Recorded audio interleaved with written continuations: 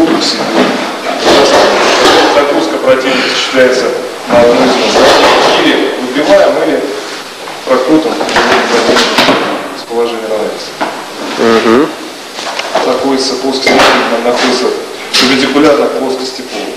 В данном случае корпус разворачивается по, прикладываем руки и рычагом работаем, и загружаем противника на одну из ног. Дальше или выбивается, или прокрутится. Снимаю. Снял уже. Поехали. При защите от удара работает принцип консоли. То есть ваша задача первая. Выставляя плоскость, не отрываться от плоскости удара палки в данном случае. И подходя к противнику, заряжать палку рикошетом по плоскости. Запись. Ну, сюда. Понял, я уже снимаю. Я сейчас покажу.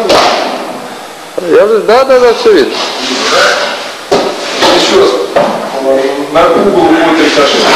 Чем вы ближе к центру, тем больше отхода палки от удара, случае удара. Рикошет. Еще раз. Вытянул рикошетом удар рикошету снова.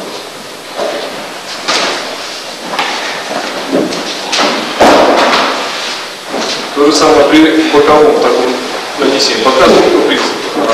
То же самое. Идет. Плоскость вставляется и идет к центру. За счет этого, за счет консоли, в другую сторону.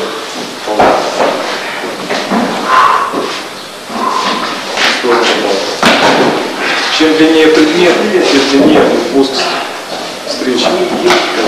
Чем короче предмет, тем плоскость. Короче плоскость. В данном случае локоть идет к противнику. Рука как подача.